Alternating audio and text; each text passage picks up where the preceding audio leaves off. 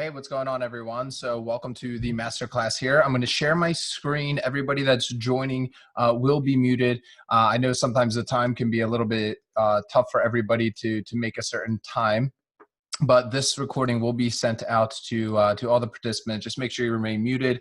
We're going to probably go here for about an hour talking about these Facebook updates that you need to be made aware of, as well as the overarching strategy. So even if you're completely new to Facebook ads and you're just getting started, this is going to be really helpful. So there's only going to be 4 things that we're going to be covering throughout this. Okay, the first thing we're going to be talking about is the Facebook algorithm. We're going to be talking about the things that Facebook really actually cares about, because a lot of your success with Facebook is actually going to come down to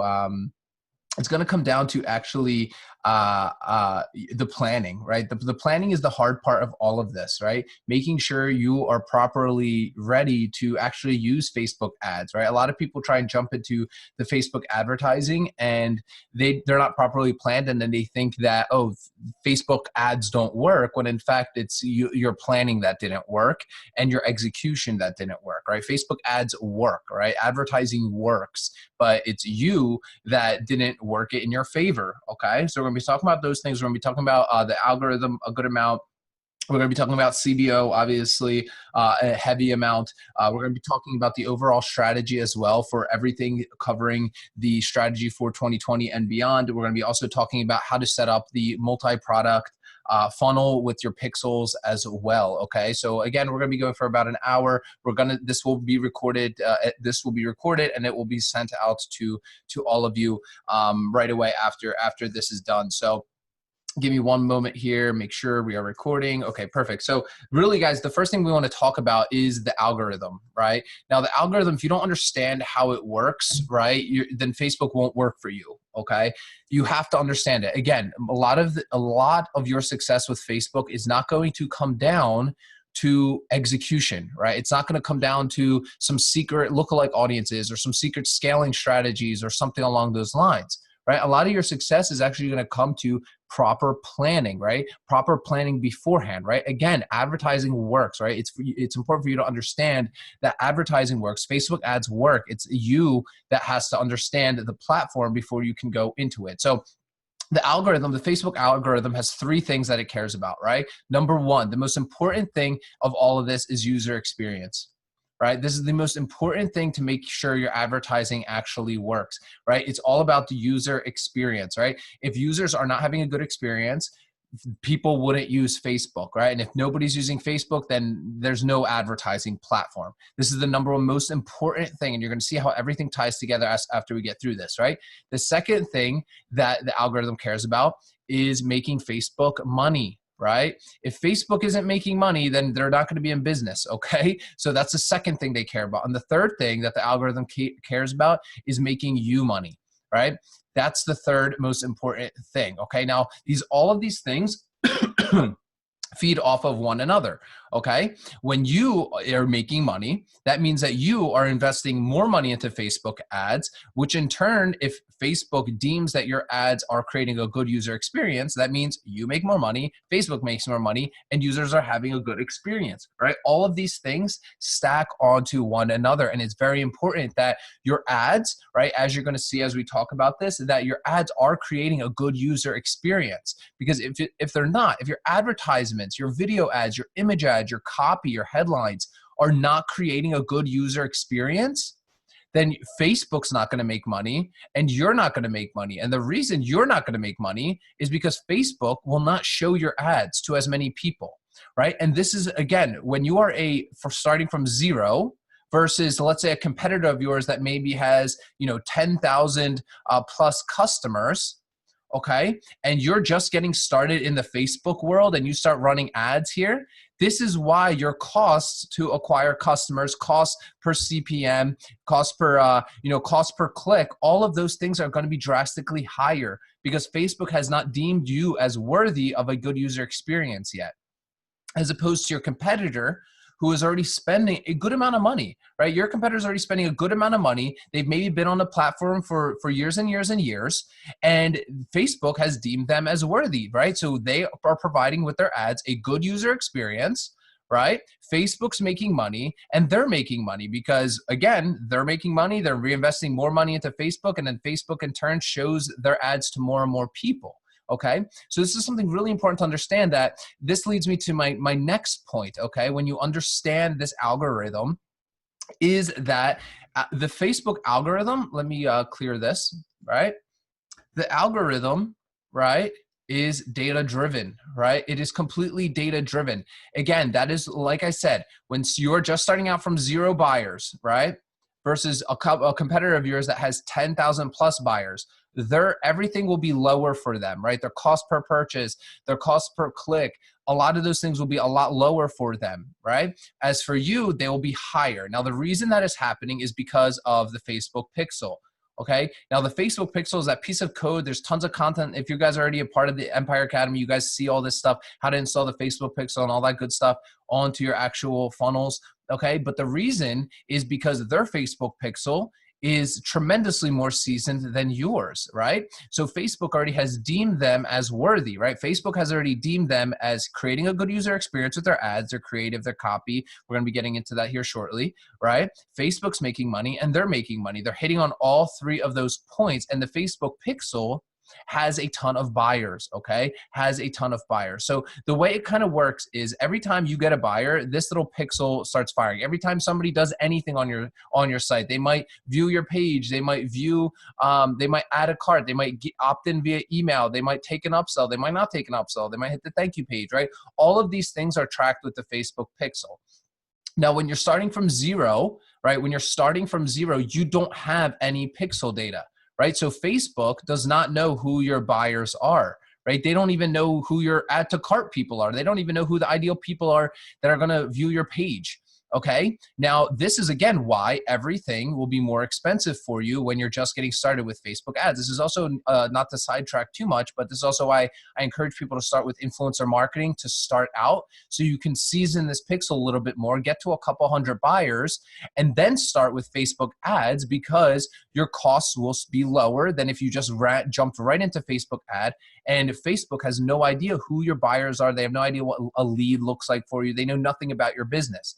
Right? This is what makes the algorithm so powerful, because as you build up this bucket of buyers that you have, Facebook, right, with their algorithm, right, they can look in the database and look at, hey, what are the commonalities between all of, Pete's buyers right here? What are all these commonalities between them two? And let's see what are the commonalities and pinpoint them all, and then serve ads to those people that look most like those buyers, right? Now, this is so much so true that it's not just when, like, just to speak to those of you that, maybe already doing ads, this goes deeper than just lookalike audiences, because lookalike audiences allow you to take buyers, right? Take a list of buyers, take a list of people that maybe gave you email addresses, or page views, or buyers, or whatever, right? From maybe your Shopify store or whatever. It allows you to load this into the Facebook database, and then Facebook spits you out people that look like them.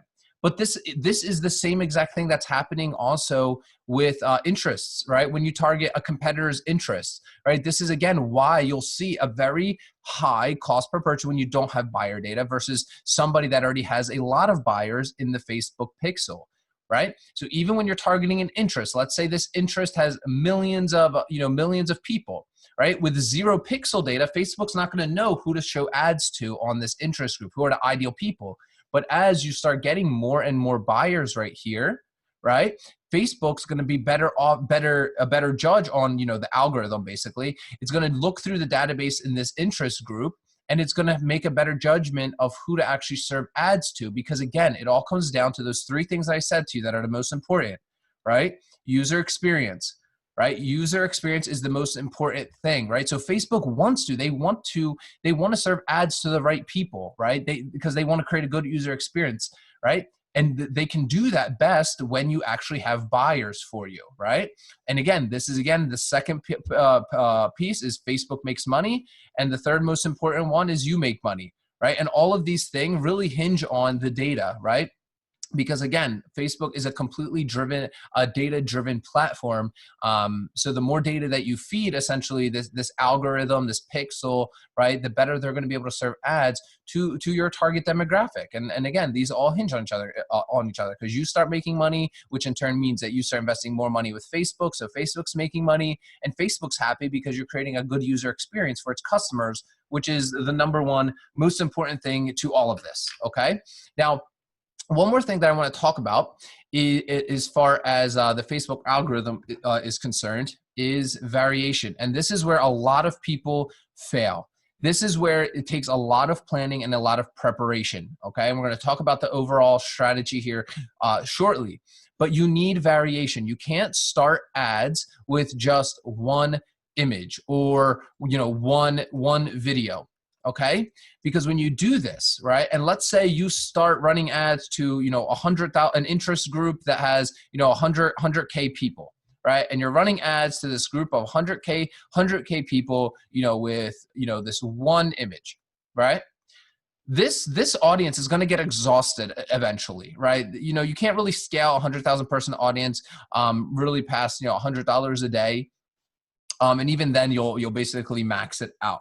But what's going to happen, right? What's going to happen here if they only keep seeing the same exact image, right? This group of people, or any group of people, even if it's a 1 million person audience, right? What's going to happen is that user experience will start going down, right? And again, back to the 3 points I was making. User experience is the most important thing to making the Facebook algorithm work for you, next to making Facebook money and then making you money. Right? Those are 3 most important things. Now, if the only one variation is always being used and one variation is being served to all the different interests and groups that you're testing with, that is not creating a good environment for Facebook users, right? Because all they keep seeing is the same exact ad. They just keep seeing the same exact thing. And what happens is you start getting ad fatigue, right? And you start getting people that just grow numb of it, right? Now, I love using this example. When you look at TV commercials, right, you probably see the same exact TV commercial all of the time, where you've grown to the point where you grow numb of it. You've grown numb of seeing that advertisement on TV, to the point where it's like you don't even know it's playing anymore, right? And that is not creating a good user experience. And that's the same exact thing that a lot of people are doing with their Facebook ads, right? The actual ads, the creative and the copy, the images and the videos that you're using. Right? You have to constantly be testing different kinds of images, different kinds of videos and variation across your ad account in order to create a good user experience. Now, here's where really the magic can really start happening. Let's say you have like a 1 million person audience that you're targeting, right? Because these people, let's say you have image number 1 right here, right? These people might see this ad, they might not, depending on the segment, how whatever your budget is.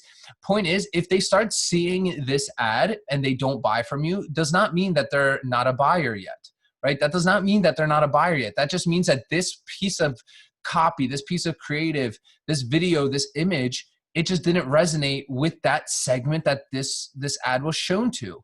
Okay, think of these things as like a pie, right? Even let's say you're even spending, you know, $100 a day, or even, you know, $5 a day or $10 a day, right, on a 1 million person audience, right? Everything's like a pie here, right? You have to test different kinds of variation, okay? Because so every time you launch new ads, what's happening is like a little sliver of this. It's probably even like really, it's ridiculously tiny, right? That your ads start getting served to. And this is exactly why you don't, like, a lot of people think, like, back in the day, like, you know, there was an issue with like ads being shown and then like competing with your own ads and stuff like that, but that's not really an issue anymore. But when you launch these, like, you know, $5 a day ads, you're really only taking like a very, very, very tiny piece of this sliver, right? Now, if this is the ad that's being shown to them, right, they might not necessarily buy it. That ad might have just not resonated with that specific piece of that piece of the audience that you took. Okay, so what we have to do is, when we are targeting, let's say this is that 1 million person audience in here, right, is we have to create more variation in here. So this might be, you know, image number 2, and this one might be, you know, video number 1 and video number 2, right? And this is how you want to do this. You want to have at least in your ad sets, right? In your ad sets, you want to have at least 4 creatives, 4 creatives. That means videos. You know, it could be 4 videos. It could be 4 images, right? I always recommend at least trying to testing all as much as you can. So I like to do a 2-2. So 2 images, 2 videos, right? And then at least 2 pieces of copy. Now the copy is going to be your headlines and the actual description copy, the primary text that's called within Facebook, the actual description of the ad. Okay, and we're going to be going over the exact strategy of how you want to organize your account. Those of you inside the academy, make sure you go and check out the actual the tech walkthroughs of all of this and how to set this up inside of your ad account. All of that stuff is up to date with everything. So let me clear this out, and we're gonna go over these new changes within the Facebook algorithm. So previously, how things were running, right? We have our campaign level. Right now, I'm going to go through this, even though those of you that might be watching this might be new. I want you to just understand how this all kind of fits together. Right. So the campaign level is where essentially your objective is done, right? Are you sending traffic? Are you doing, what's the objective of this campaign? Is it, traffic, conversions? There's all these different kinds of options that you can do with Facebook. For yours, it's just going to be typically just straight, purchase conversions. Okay. Underneath the campaign, you have your ad sets. Right now, the ad sets is where all your targeting happens. Right, that's where all your targeting happens. So you'll under your campaign, you might have ad set number 2. This is ad set number 1, and then you might have ad set number 3. And this is where that targeting happens. So each of these, might be targeting a different competitor of yours or something along those lines, right? Now, under each ad set, this is where your ads are, right? So you might have, excuse me, you can have ad number 1 here. You might have another ad right here. And then you might have another ad right here. So let's say they're all the same ad. Ad number 1, ad number 1. And this is how that all looks like. Okay. Now, this is typically, for many years within the Facebook algorithm, how we would run these is you would have your budget set here, right? You would have your budget set on the ad set level. So let's say we wanted to spend, $10 a day here. We want to spend $10 a day here, and then another $10 a day right here. Okay. So that across all those ad sets would be $30 a day, right? Now, the way this worked with ad sets is when you had the budget set at the ad sets, is Facebook would spend that $10 across these ads, across that ad set, regardless of how well or how poorly the ad performed. So at the end of the day, you spent $30, regardless if, let's say, this one spent $10, right? But you got 0 sales, right? Even though, and this one maybe spent $10, but you got, 3 sales. And let's say on this one, you spent $10, but you got 5, right? You got 5 sales. Either way, at the end of the day, you spent $30, right? And you got roughly 7 sales, okay, from it, okay? And this is how we'd run our this is how we'd run our ads. And we'd do this, and then we'd come in and, look at it over a 3-day period, and then we'd be like, okay, this ad set sucks. It's, brought 0 sales. Let's shut this one off. Okay, this one's doing well. It's brought 5 sales. Oh, this one's done well too. Okay, let's raise these budgets. Let's start raising these budgets up. Okay, and that's the way we would run we'd run our advertising, okay? Now, the way it's kind of changed a little bit now with CBO, and it's actually made our lives a lot easier as far as scaling is concerned as well, okay? So to show you guys how this kind of looks like with CBO is now you have this campaign level. So let me just write CBO here so we are all on the same page. Now you have your campaign, right? You have your campaign level, right? This is, again, where you set that objective. For most of you, it's just going to be conversions for right now. You have the ad set. Let's say ad set number 1 again. Ad set number 2.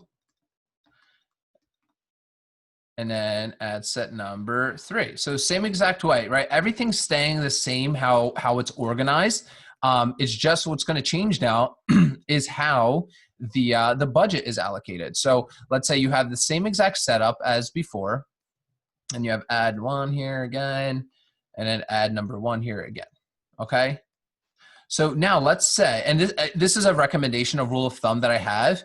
When you are using CBO, I usually recommend, and this is a very dependent, this is like heavily talked about in the academy. This is not something we have enough time to talk about, but just as a rule of thumb, and there are some things that matter for this, but for the most part, every time you launch a new ad set, you basically want to allocate $10 a day for it. Okay, you basically want to add $10 a day for it. Okay, so for here we have three ad sets. Now here we're no longer going to set the budget at the ad set level, but instead we're setting the budget at the campaign level. So at the campaign level, when we select, hey, you know what, we want this to be a conversion campaign, fantastic. It's going to ask us, well, what's your budget here for what's your budget for this campaign? And that's where you'll put in like $30 a day. That's maybe what you're budgeting right now. Perfect.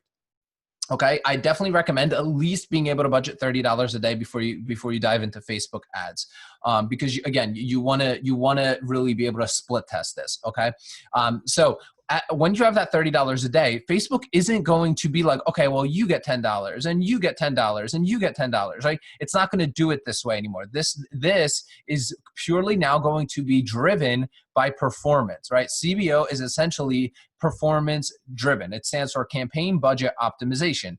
And an easier way to kind of think about it is, hey, you know what? Facebook, it's going to allocate money to the ad sets that are bringing you the most money.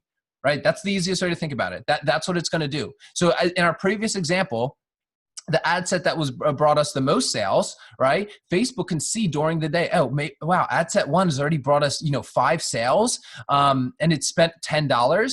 Okay, fantastic, right? Well, let's let it keep spending more money. Let's let it spend, $15. From this $30 pool that we have, because it's bringing us sales. And when Facebook does this, this 5 sales might turn into 8 sales now, right?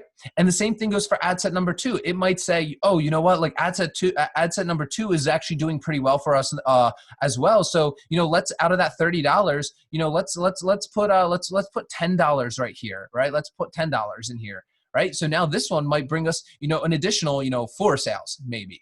All right. And then ad set 3, maybe that one, it started seeing in the algorithm that, it wasn't performing really well. It was kind of junky, and it brought 0 sales in before these started already doing well. So Facebook just said, hey, you know what?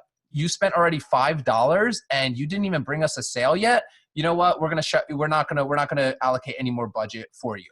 Okay. And that's exactly what happens, right? It'll spend that $5. It'll be like, you know what? No more is being allocated here. So it's going to put that $30 towards ad set number 1 and ad set number 2, right? And you can see here, when you do it this way, you actually end up with more sales because you're now allocating that money, that budget, to the performing ad sets. Okay, it makes our life so much easier. Now, why does it also make our life easier? Because we don't have to come in here every single day, even though you should, but we don't have to necessarily come in here every single day and be like, oh, you know what, this one sucks, let's turn it off, and this one sucks too, and this one's doing well, let's raise budget by 20%, and look at it every single day. Because Facebook's gonna do a lot of this heavy lifting for us, because again, Facebook wants you to make money, because when you make money, they make money, and the customers have a good experience. Okay. Now, instead, when you start scaling this, all you have to do is come to this campaign level, right? You might want to turn these off manually by yourself. You'll go in there and be like, oh, you know what? This one's not performing well. Let me turn this ad set off. Maybe I'll launch some new ad sets that I can then test against and allocate that budget for it, right? So then you could just tell Facebook, hey, you know what? Let's, these are performing well. We're everything within KPI. Let's raise this budget by 10 and let's start doing 40 a day. Right? And that's the strategy. And then this will allow you to also start testing more ad sets. So rule of thumb, for every ad set you have, I usually recommend at least doing $10 a day in budget. Okay. At least doing it $10 a day in budget for that. Okay. So let's go into now the actual overarching strategy to making this all work for you. Okay. Now, again, this is covered really in depth in the academy, so we're gonna cover it very in depth now. But if you want the tech walkthroughs, definitely go through the new Module 6 Facebook advertising section. So what we want to do is structure these campaigns the right way so we keep peace of mind. Okay. Now, before you can go into starting these ads, you have to have 4 pieces of creative, right? 4 pieces of creative. That means, again, 2 and 2 rule that I have: 2 images, 2 videos, right? You also want 2 copy pieces, right? That means your descriptions, your headlines, that stuff. You at least want 2 copy pieces for yourself to be able to split test against, okay? Now, under the campaign, right, we have our campaign right here. All right, this is where your budget's going to be set. So for this example, we'll just say, you know, you're just a beginner, you're just getting started. Again, I want you to have at least $30 a day to do this. So you're going to set that to $30 a day. You're going to have your ad set, number 1. Now, when you're doing targeting right here, I always recommend, if you're getting started, all right, if you're getting started with Facebook advertising, start with a cold traffic campaign. So you'll name this, you'll name this campaign like cold interests under 1 million. So under 1 million. Now, the reason we want to name this under 1 million is because we don't want to go after audiences if you have 0 buyers, right? We don't want to go after audiences that are over 1 million, because again, we haven't given Facebook the data that over 1 million person audience. Facebook's going to waste so much of this money, and they're not going to really know who we have to go after. So what we want to go and find is we want to go and find smaller interest groups, right? Cold interest groups that are under 1 million audience size. So this can be, this can be your, competitors, hopefully. It could be magazines. It could be blogs, books, right? It could be influencers in the space. Anywhere where your target market's hanging out, try and find with Audience Insights all the different groups with this that are under 1 million. And then you're going to create a campaign. Again, you're going to call this cold interest targeting or cold interest campaign. It doesn't matter what you name it, as long as you keep your own sanity and keep yourself organized. But the way I like to call it is cold interest under 1 million, right? So I know, okay, all of my interests under here are under 1 million. Now, some of you might be thinking, well, Pete, why do I need to have it all under 1 million? Can't I put a couple million person audiences in there and mix it all up? No, you can't, because CBO will not respond well to an audience that is 3 million people and then you having 100,000 person audience in there, right? It will not be able to allocate this budget properly to that, okay? And you'll get weird, skewed results. So you want to start out with under 1 million. So let's say you find, a competitor here that has, 150K reach, 150K reach, fantastic. Now, under that ad set, this is where you're going to start adding in your creative and your copy. So number 1, you're going, this ad 1, right? Ad number 1 might hold creative 1, right? It might hold creative number 1 and copy number 1. So what this means is, hey, you know what, that image, that one of these 2, you're going to grab those. You're going to put that piece of creative in here. And you're going to use copy number 1 across it, okay? And that's ad number 1. Then you're going to do the same thing, right? You're going to duplicate this ad, and you're going to call it ad number 2. Now, ad number 2 is going to be creative number 2, but it's also going to be copy number 1, right? The copy is going to stay the same for all of this, okay? Same exact thing. We duplicate again, ad number 3, right? This is going to be called creative number 3. This is going to be the image or video ads from these two that you had from the 4 pieces of creative. I recommend doing 2 images, 2 videos, right? So that's going to be creative number 3 and copy number 1, right? I always recommend just focusing on one piece of copy and getting one good piece of copy in for yourself. And then same exact thing, boom, ad number 4. Ad number 4, and this is going to be your final piece of creative that you had used, right? This is going to be creative number 4 with copy number 1. Okay, copy number 1. Okay, now what this is going to do is, why are we putting all this effort into this? Because it comes back to variation, right? It comes back to that variation that I said that creates a good user experience. If you only go with one ad here, just to reiterate what I had told you before, if you go with one ad here on this one ad set, right, for a smaller group like this, or even a larger group, you're not creating a good user experience. In the beginning, sure, you're the new ad in town, right? They've never seen you before. But you want to know that, guess what? This pie, right, even on this one, you want to test out different pieces of creative and copy through it, because guess what? Maybe ad 1 works for this sliver, but it doesn't work for this one, and that's where ad 4 can pick up the slack and start doing well.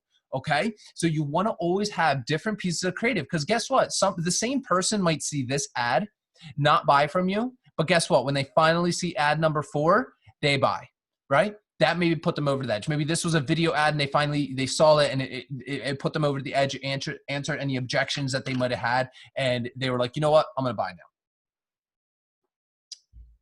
So after you have this set up, this is where it becomes very simple, right? Now, all you have to do, right, and I'm going to draw a line out here, is duplicate this ad set, and you're going to call it, ad set number 2. And I recommend you call your ad sets whatever you're targeting, right? Just so, again, so you understand. So maybe let's say this audience is a 300K, right? You're going to duplicate it, and you're not going to touch anything. You're not going to touch anything. All of the ads are going to stay the same. You're going to stay with ad 1, ad number 2, 3, and 4. All of that is going to stay the same, okay? All of that is going to stay the same. All of them, staying the same for ad set number 2. The only thing that's changed is the targeting, and the same exact thing goes for ad set number 3, okay?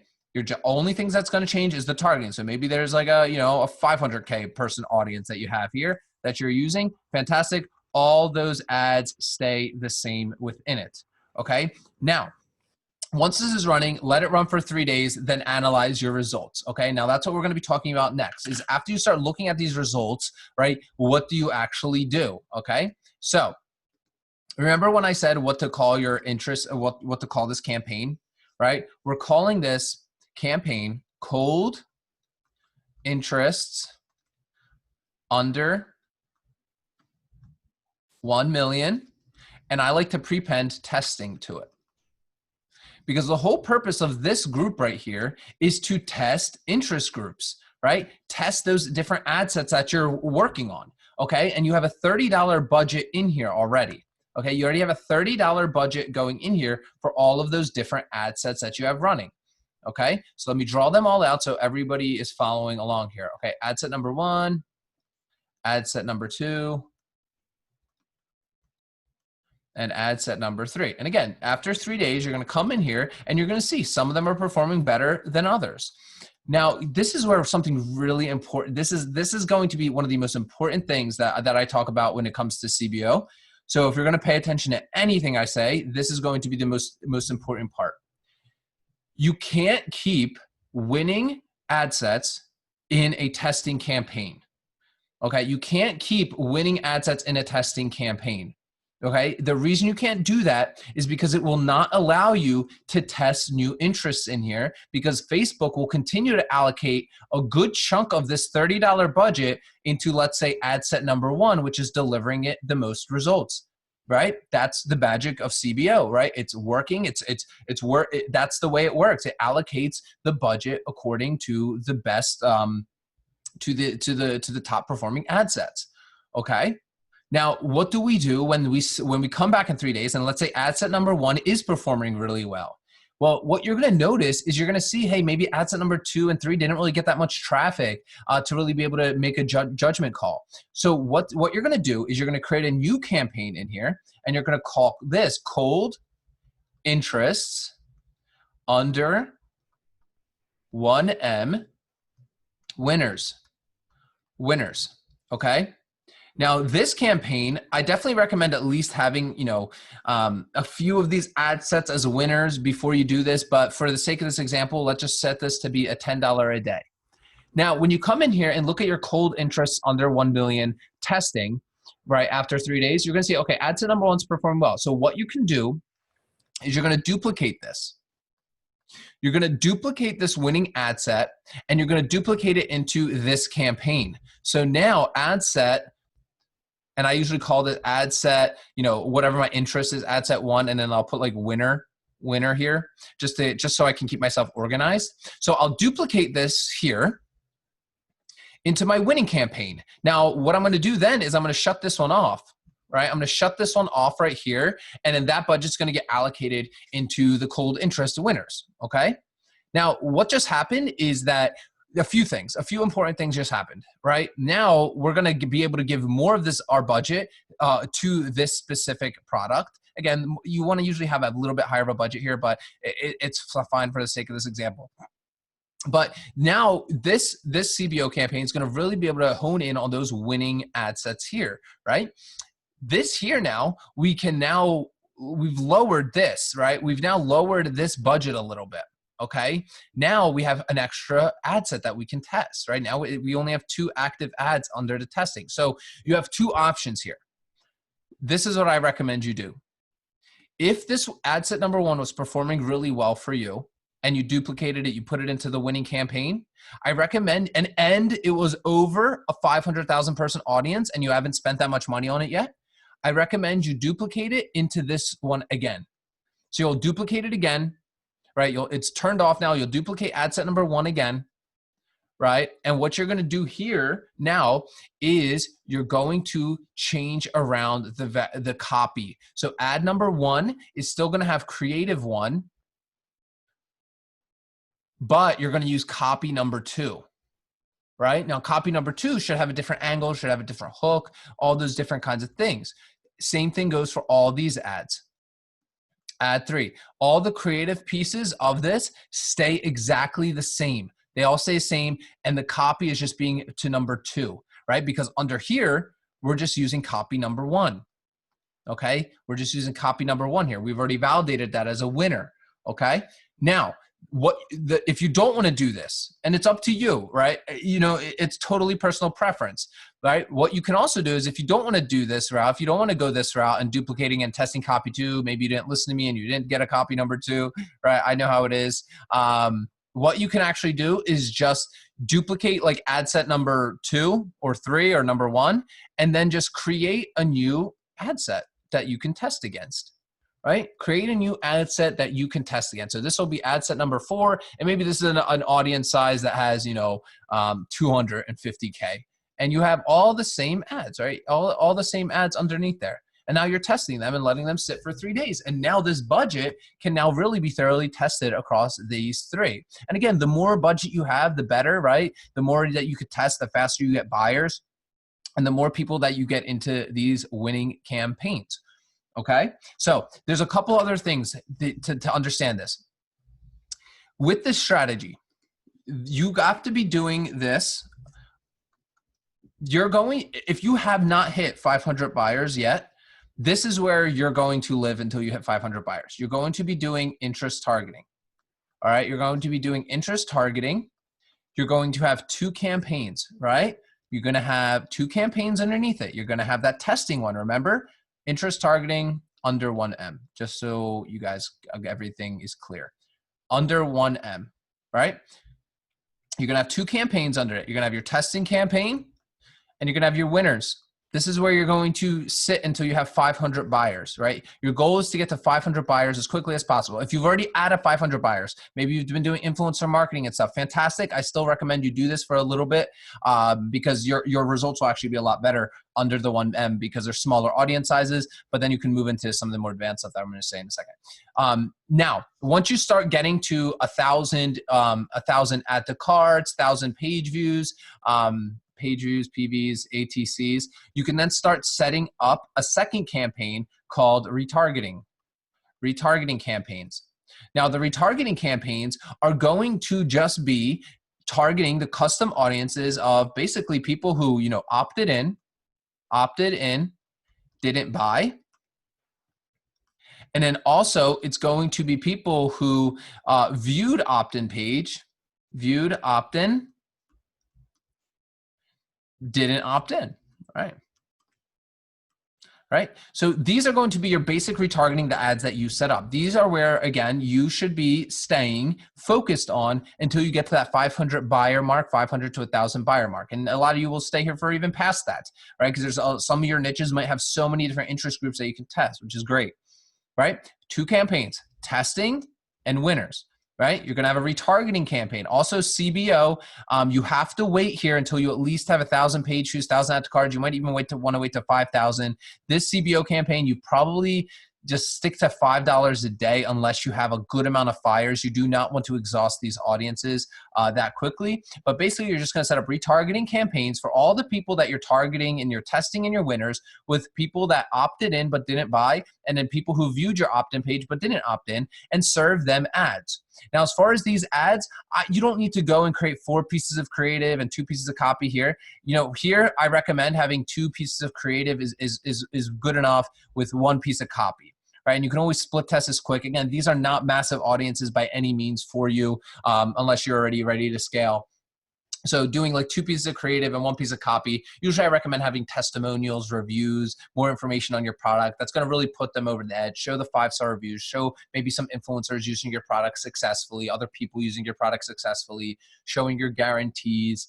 And those kind of pieces of creative should really put all these people over the edge, because again, a lot of people aren't going to buy from you the moment they opt in or don't opt in or view your page, but your messaging will be a little bit different here, depending on if they opted in or didn't buy. Okay, so you're going to stay there until you have these 500 buyers. Now, the next thing that you're going to get into after this is scaling. Now, when you start scaling, this is when you can start going into interest targeting over 1 million, right? Now, once you're at the 500 to 1,000 buyer mark, you can go into these bigger audience groups. So for example, in fishing, right? If I went in and tried to target Bass Pro Shops right away, I wouldn't get good results because that's a way over 1 million audience size, okay? So I have to work my way up to that point. Okay, so this is over a 1 million audience sizes, and the same thing. You're going to have 2 campaigns under here. You're going to have 2 campaigns under here. It's going to be called testing and winners, and everything's going to stay the same exact way here. The thing is, you just can't get into scaling until you have given Facebook enough data to be able to scale. Right? Because if you don't give them enough data, again, you're not going to create a good user experience. You're not going to make money. And if you're not making money, then Facebook's not making money. And the 3 key things that Facebook cares about are going to be thrown off. Okay? Now, the next thing, right, that you're going to get into is your LAAs. Okay? Your look-alike audiences. Okay? Now, I'm going to clear a screen here because I want to talk about this a little bit more in depth. Okay? So, as far as scale, as I said, just to reiterate, you can't scale until you're ready to scale. Some people try and scale too early. You can't scale if you have 4 buyers, okay? I understand maybe you're getting all excited and your ad sets are doing well. Be patient, get to the buyer, get to at least 500 to 1,000 buyers before you try and scale to like hundreds upon hundreds of dollars a day, because your cost per purchase, if you try and scale too soon, will just skyrocket because, again, you haven't given Facebook enough data. Okay, so once you're starting to scale, right, number 1, what you're going to be focusing on is interest targeting, right, for larger groups. That is going to be your groups over 1 million. And inside these, you're going to have 2 campaigns. Again, you're going to have 2 campaigns, 2 CBO campaigns that you're going to have in here. One's going to be called testing. One's going to be winners. It's business as usual here. As I mentioned, it's going to be the same exact process as for the smaller groups. You're testing, and then you're moving the winning ones in the testing group into the winning CBO campaign. Okay. Now, when you start getting into interest targeting, budgets need to be higher because groups are bigger. You can't do $30 a day. I mean, you can do $30 a day, but it's not gonna be good. Honestly, I recommend doing $200 a day. That's what usually I recommend. But I know some of you aren't gonna do that. And if you're not ready to do that, that means you're not ready to scale. Okay, if you don't have that kind of money, then you're not ready to scale. Your business isn't producing enough revenue. Get your continuity up. Get all the pieces in your funnel up and running. Okay, usually, but bare minimum, $100 a day. But again, my recommendation would be to at least do 200 a day here, because and that's for 3, for 3 ad sets. So you can allocate how you like. It really depends on what this audience size is going to be here. Okay. Now, as far as lookalike audience is concerned, like I said, the more data you give Facebook, the better they're going to be able to do it. So the way lookalike audiences work is essentially you create a custom audience, right? And this custom audience can be anything. This is where Facebook can kind of get a little crazy and a lot of fun at the same time, because you can create custom audiences for things like, hey, people that, again, viewed your opt-in page but didn't opt in. You can create a custom audience for people that did opt in, or people that, you can even do it for people that took your upsell or didn't take your continuity piece. You could do it for people that viewed 25% of your video ad, or 10 seconds or 3 seconds of your video ad. There's literally an unlimited amount of custom audiences you can create. Now, when you create this custom audience, and I'm going to use the basic example, usually your best custom audience is going to be your buyers, right? The people that have actually bought your products from you.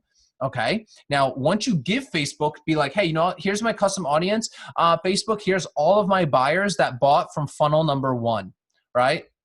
These are all my buyers that bought from funnel number 1. Okay. And I like to split my custom audiences down like that by funnel. Right? We're not here doing a million different products in a Shopify store. And you're going to see, like, you're going to thank yourself that you don't, because you're going to be able to scale your ads a lot more faster than somebody that's just throwing a ton of products out the door, because they're not going to have ineffective marketing, and their marketing is going to get all over the place, especially with Facebook. It's better to focus in on, 4 winning funnels and really have really good advertising to get new customers through the door. Okay. And as I'm showing you, like, you're never going to run out of audiences to kind of, put your product in front of. So you're going to create a custom audience, and it might be, let's say it's your buyers, right? You have 500 buyers. You just said, Facebook, here are my 500 buyers. These people all bought funnel number 1 for me. And Facebook's going to be like, fantastic. Let me load those into my algorithm and check them across my database. And I'm going to spit you out. And this is where, again, Facebook can get a little bit crazy. But basically, what they're going to spit you out is, different size lookalikes of people that they deem worthy as in their Facebook database that look like your buyers.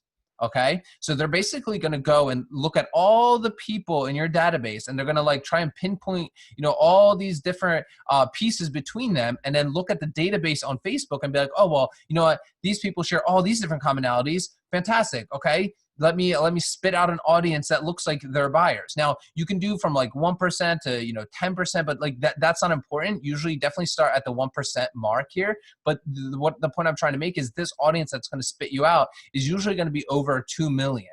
All right, this is usually going to be an audience size of over 2 million people.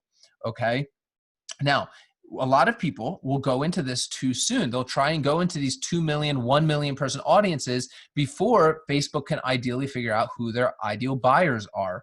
Okay. Now, it's very, very important that you do have those buyers. So when Facebook looks across their database, they can give you the best people. Okay. So what I recommend you do is break them up into 1%, 2%, and 3% when you're just getting started. If you're at the 500 to 1,000 buyer mark, and put all of these into their own group. So what this is going to create is it's going to create 3 different audiences for you. And these are all going to be big. This one might be 2 million, 3 million, and like roughly 4 million, okay, for your buyers. Now, you might be thinking, well, man, like that's a lot of buyers Facebook gave me. Well, it's not always the case. Again, they're looking at commonalities between the two across the Facebook database, okay? Now, these lookalike audiences are very powerful. Your buyer lookalike audiences are going to be the most powerful, okay? But this is where you're going to be able to start testing a ton of different stuff in here, okay? Now, what you're going to do, all right, after you created a couple of these lookalike audiences from your buyers or your buyers, people that viewed a page, people that opted in, right? What you're going to create is a lookalike campaign, and it's going to be the same exact thing. It's going to be an LAA testing and then winners, right? It's the same exact thing as testing with interest, right? But the interest now, what you're targeting is you're going to be actually targeting the lookalike audience, right? You're not going to be targeting the interest. You're only going to be targeting the lookalike audience. And this is all going to be, again, split up by ad set. So ad set number 1 might be targeting the 1%, right? Ad set number 2 might be targeting the 2%, right? And the 3%, okay? And the same thing, you have all the same ads running in between all of them, okay? Now, like I said, LAAs, if you're in the academy, I give you a bunch of different LAAs to test, but there's so many. This is like This is where, if you're getting to this point, you already have 500 to 1,000 buyers. Like this is where like you can test for days and days and days. I usually recommend, like, if you're getting to this level and you're getting this nitty gritty, you might want to hire somebody that can manage your ad account for you, because you should already be making a good amount of profit in a month. And it's totally worth, having somebody that's looking at your ad account each and every single day and testing and finding winners and scaling for you. Okay, because it's, as a CEO of your business, as you start scaling, you're better off creating offers, sales messages, creating creative and copy. You don't need to be the one creating the actual the ads. Okay, very important to understand that, guys. You don't have to be the one that's executing your ads. You as a CEO, you should understand this. You should understand this stuff, but you don't need to be the one that's doing this stuff. Okay. So one last thing that I want to hit on, we've almost been here for an hour. That is incredible. Time flies. Is why we only want to use funnel 1, 2, 3, 4. Okay. Everything I was just telling you was just talking about one funnel, right? From the interest from under 1 million to the interest from over 1 million to the retargeting to the lookalike audiences. That's all I'm talking about is one single product, one single offer, all right? Not a million products and nothing like that. And this comes back down to understanding advertising. When you understand what your target niche wants and you created a good offer here, this offer can become evergreen for you, okay? Because there's always going to be audiences growing. Let's say you're selling golf stuff. Right? There's always going to be new people coming into the golf niche. There's always going to be people leaving the golf niche. Okay.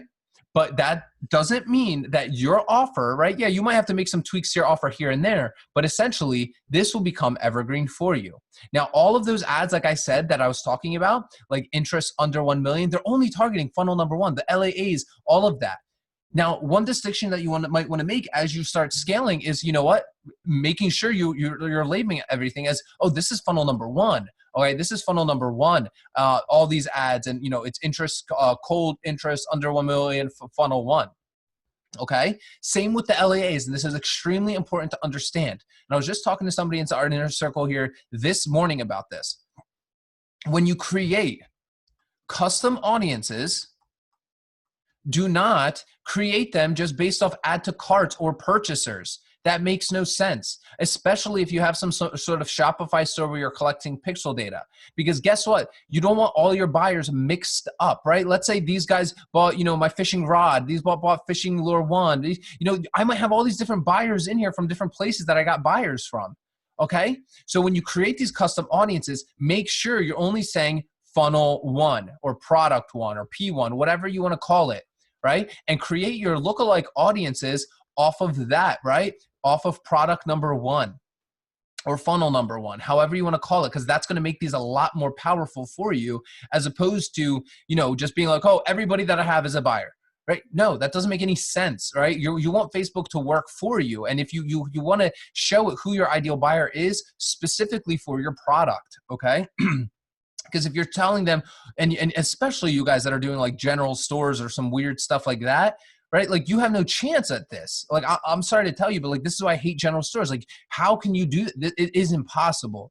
It is impossible to do this unless you probably have 100-person advertising team that can run for this for you, right? Because look how much work just goes into just one good product and be able to scale that product to, $1,000 a day in advertising spend, right? That's what you have to focus on, and making sure that everything is targeting that one specific product. And the lookalike audiences are created off of people that look like people that bought product number 1, right?